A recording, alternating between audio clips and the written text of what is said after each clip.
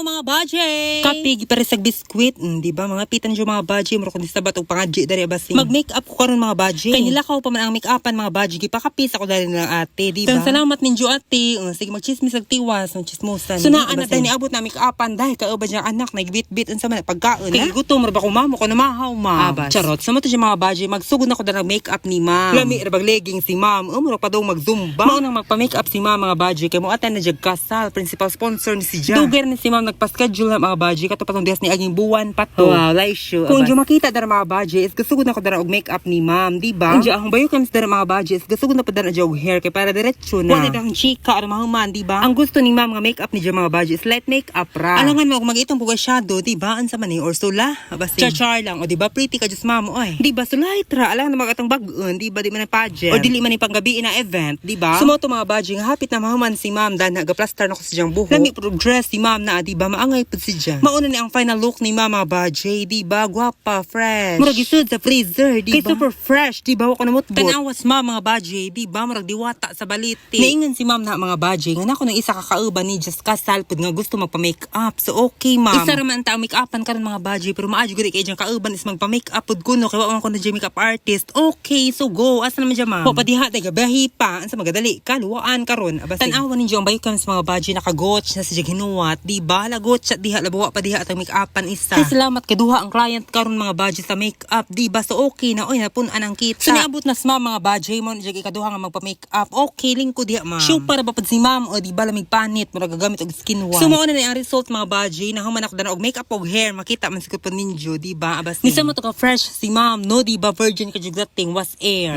Okay naman kay gutom na ko ma'am. Unja kiting paniudto naman mga budget sige pakaon sa midala nila. Kiting paniudto na ba ya unja gadahom na pug ko. Kikita ko nga nipalit sila sudaan dahil ami abas magdungan tag pangaan ma'am lingkod na mo sige. Salamat ka mga budget buyers.